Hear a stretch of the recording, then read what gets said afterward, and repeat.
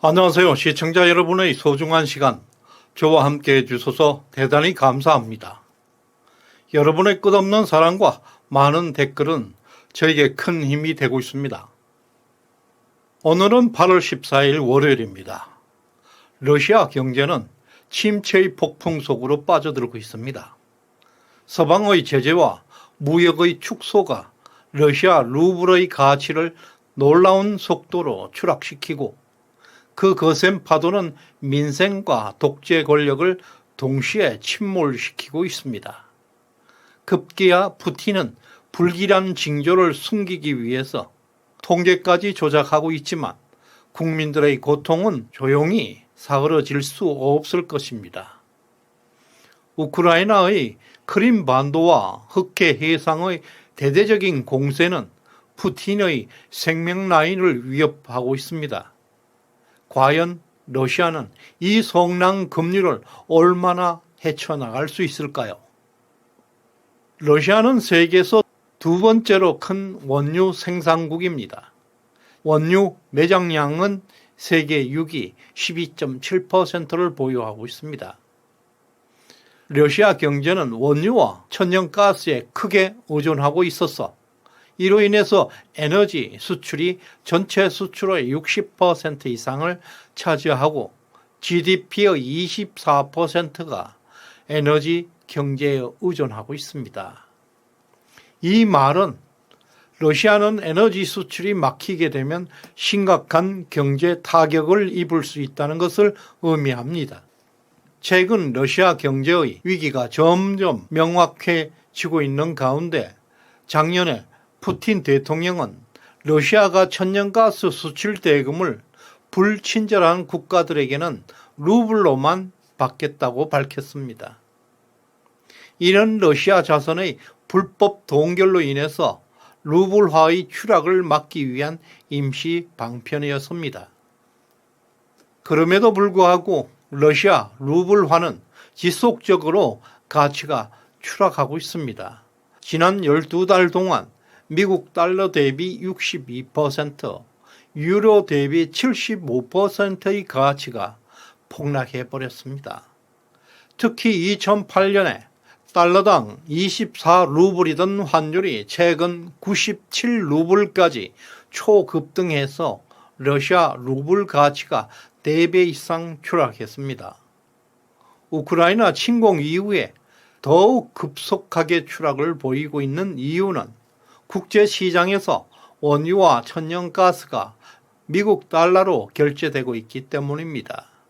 우크라이나 침공 이전 10년 동안 러시아는 유럽에 원유와 천연가스를 가장 많이 판매했습니다. 그 대금은 모두 유로로 결제되었습니다. 따라서 러시아 루블과 유로 사이의 환율은 러시아 경제에 중대한 영향을 미쳐왔습니다. 유로 대비 루블화는 작년 1년 동안 75%나 추락했습니다. 이로 인해서 러시아 경제는 점점 어려움에 봉착하고 있습니다. 러시아가 우크라이나를 침공하는 바람에 유럽의 대부분 러시아로부터 에너지를 수입하지 않기로 결정한 탓에 러시아와 유럽 간의 무역이 역대 최저 수준으로 떨어지고 있습니다. 이러한 상황은 러시아 경제에 큰 타격을 입히고 있습니다. 러시아는 지리적으로 유럽과 매우 가깝기 때문에 많은 상품을 유럽에서 조달하게 됩니다. 이 상품들은 대개 유로화로 가격이 결정되어 있기 때문에 러시아 루블화의 가치가 유로화 대비 하락하게 될 경우 루블화로 결제할 때 필요한 금액이 그만큼 증가하게 됩니다. 이로 인해서 러시아 내 유럽 상품의 상대적 가격이 폭등하게 되고 러시아 물가 상승으로 이어지게 됩니다. 예를 들어서 러시아가 유럽에서 수입하는 치즈, 과일 등의 가격이 유로화로 책정되어 있기 때문에 루블화 가치가 약세를 보이게 될 경우 동일한 양의 상품을 더 많은 루블화를 지불해야 합니다. 이것은 러시아 물가를 폭발적으로 상승시키는 요인이 됩니다. 러시아 국민들의 급여는 동일한데 생필품 가격이 급등해서 러시아 국민들은 생활고를 겪게 되는 것입니다. 이러한 인플레이션이 계속될 경우 푸틴이 아무리 절대 권력을 행사하더라도 정권의 붕괴로 이어질 수밖에 없을 것입니다. 북한은 해외 물가에 영향받지 않기 위해서 자력갱생, 자급자족 경제, 우리 민족끼리 방식을 선택했습니다. 그러나 러시아는 유럽과의 무역에 크게 의존하고 있기 때문에 러시아 루블화의 약세와 물가 상승 문제가 지속되고 있는 것입니다. 뿐만 아니라 러시아 경제의 위기는 단순하게 이것만은 아닙니다. 서방 국가들의 제재로 인해서 유럽과 무역이 급감한 반면에 중국과 인도와의 무역량은 최근 40% 이상 폭증해 왔습니다. 하지만 이것이 러시아 경제에 항상 긍정적인 영향을 미치는 것만은 아닙니다. 러시아 루블화는 지난 12달 동안 중국 위안화 대비 53%나 하락했고 우크라이나 침공 직후를 제외하면 10년 만에 최저치를 기록하고 있습니다. 아무리 중국과의 무역량이 증가했더라도 루블화의 폭락으로 인해서 러시아에게는 막대한 손해를 가져오고 있습니다. 또한 지난 12달 동안 인도의 루피화 대비 러시아 루블화의 환율은 58%나 추락했습니다. 그러나 인도와 중국은 상대적으로 큰 이익을 얻고 있습니다. 세계에서 두 번째로 큰 산유국 러시아는 원유 생산량을 중단할 수가 없습니다.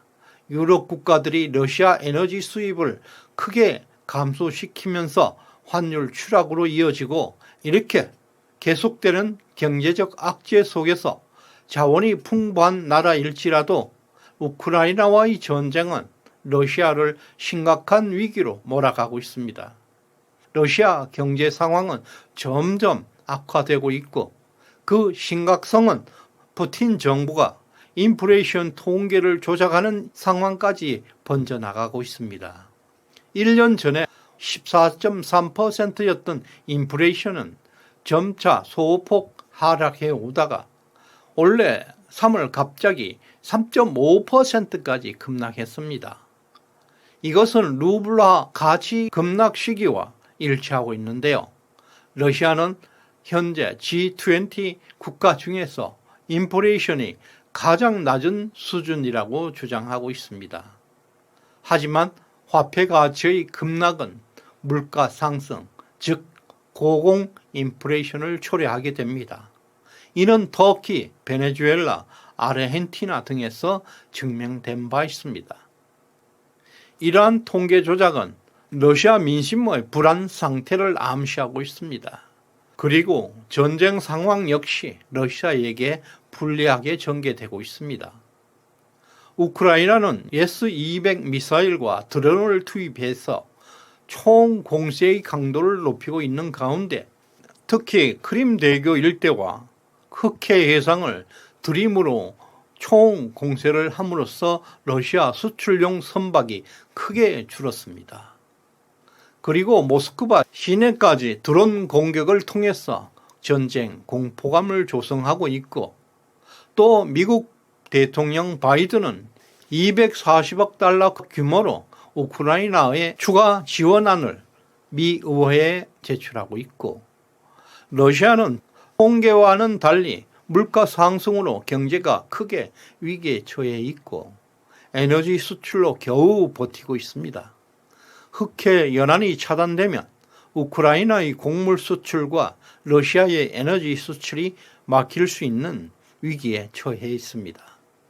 이러한 상황 속에서 러시아가 얼마나 더 버틸 수 있을지 의문이 제기되고 있습니다. 이제 북중러 동맹은 총체적 위기에 빠지고 있습니다. 오늘 후원해 주신 보수의 힘님 진심으로 감사드립니다. 끝까지 시청해 주셔서 고맙습니다.